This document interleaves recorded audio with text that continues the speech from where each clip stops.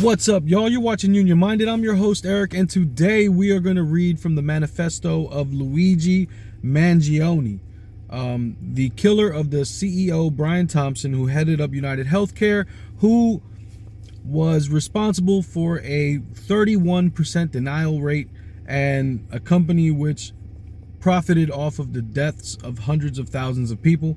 And so no love lost here for a dead CEO. Not really too concerned about it, but I did want to read the manifesto because I think it's important to get behind or to hear what was behind the thinking of such an drastic action. What drives somebody to such a drastic action? Well, let's see what the manifesto says. You're going to wonder what this has to do with labor. I'll tie that in later. Stick around.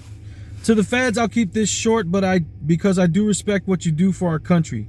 To save you a lengthy investigation, I'll state plainly that I wasn't working with anyone. This was fairly trivial. Some elementary social engineering, basic CAD, and a lot of patience. The spiral notebook, if present, has some straggling notes and to-do lists that illuminate the gist of it. My tech is pretty locked down because I work in engineering, so probably not much info there. I do apologize for any strife of traumas, but it had to be done. Frankly, these parasites simply had it coming. A reminder, the US has the #1 most expensive healthcare system in the world, yet we rank roughly number 42 in life expectancy. United is the largest company in the US by market cap, only behind Apple, Google, Walmart. It has grown and grown, but has our life expectancy. No, the reality is these somethings have simply gotten too powerful, and they continue to abuse our country for immense profit because the American public has allowed them to get away with it. Obviously, the problem is more complex, but I do not have space, and frankly, I do not pretend to be the most qualified person to lay out the full argument. But many have illuminated the corruption and greed decades ago, and the problems simply remain. It is not an issue of awareness at this point, but clearly power games at play. Evidently, I am the first to face it with such brutal honesty. Damn. And if that doesn't tie right into what I always say when I tell you the fight's not left and right, it's up and down. Ties right into it. This person is talking about the corruption and the greed, and it's something that we see in our day-to-day lives every day. When you go to the grocery store and your grocery bills are higher and higher and higher, when you go anywhere to buy food for your family, if any restaurants that you go to, the prices to eat are higher and higher. When you go to get a haircut, the prices are higher and higher and higher. Prices are going higher and higher and higher everywhere except for in the wallet when you need wages to pay those prices. The income inequality is insane. When you talk about the top 1% stealing $50 trillion from the bottom 90% since 1974, as learned through a RAND study, there's no surprise that the pitchforks are coming. This isn't the first time this has happened in history. Back in the 1800s, in the robber baron era, when Steele and the Rockefellers and all these folks, JP Morgan and all these cats were dominating industry, similar things happened. Riots happened. Pitchforks were raised. Things happened in order to express the rage that the populace was feeling at the oppression and at the exploitation. I think we are nearing a similar stage. Now, what more can be said with regard to the manifesto? Not much. How does it tie back to labor? During the last Gilded Age, it was largely labor uprisings that led to law changes that banned child labor, that mandated safety in the workplace, that mandated collective bargaining, that mandated the 8-hour workday and 40-hour work week.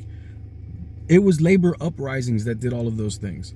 The fight for the fight for the 8-hour day was largely accomplished because 7 individuals were martyred when they gave speeches regarding it. It's called the Haymarket Affair. Look it up. So lots of reasons that labor is important in this argument. We have an opportunity to get in front and fight for the working people who are looking for heroes. We are those heroes. We just don't know it yet. We've forgotten that we're the heroes. We are the vanguard against the oligarchy. We are the vanguard against the billionaire class that wants to dominate everything. We are supposed to be the shield and the sword. We've forgotten it, and along the way, we thought we were capitalists too. We thought that our union was also a business, and we were just a temp agency, and all we were doing was lending out workers, and that was our business model. We thought the same, but that's not in our founding documents. That's not what we're about. We need to get back to what we're about. Now, let's talk about the healthcare industry in general and how a CEO can become so targeted.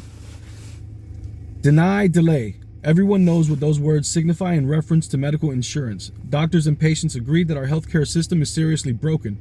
It hardly needs to be said that medicine in the United States reflects and further deepens our profound economic divide. Not long ago, my husband's longtime doctor left his practice to join a medical concierge service that charges $60,000 per person per year.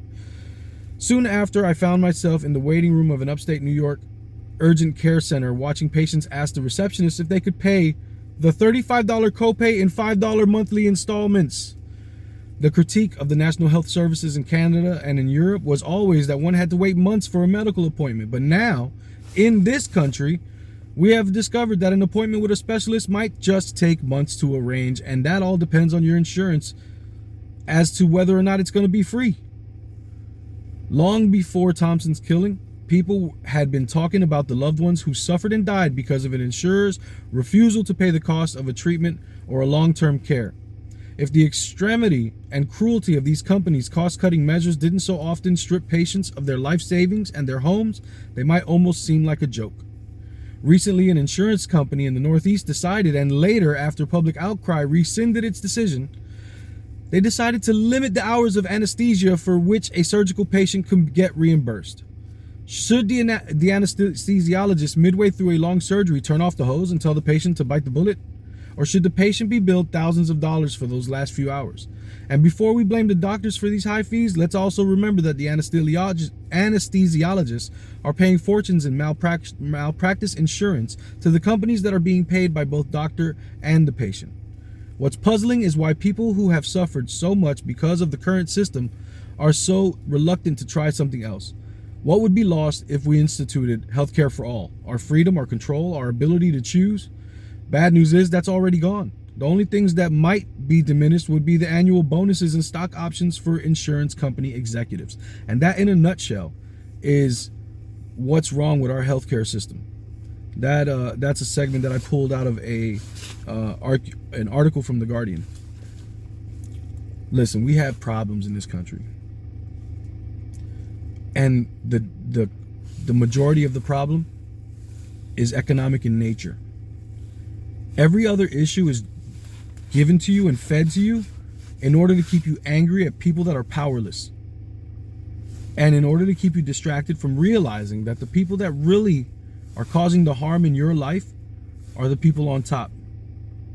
And they know, those that sit on top, they know that the moment that we unite and stop seeing ourselves as adversaries and we start seeing ourselves as allies and we unite against this corrupt system that is hurting all of us, the moment we do that, they know game's over. Because we outnumber them and our power is far more vast than theirs. They're smart though. They keep the sleeping giant divided up and fighting itself with nonsense. I'm done with the nonsense. I'm focusing on the economics. We have work to do. It starts in every local union. You have work to do to revitalize your union and make it a fighting union. Why do you want a fighting union? Because the public needs to know what to do. And they're not getting the information from anyone. Not media, not anyone is helping them to understand what the problems are. It's on us. My name's Eric. You're watching Union Minded. Remember that the fight's not left and right. It's up and down. It's going to take solidarity to win always. Each one teach one, get out there and reach one. And remember, there could be no union without you and I. Front and center. Let's go. Peace.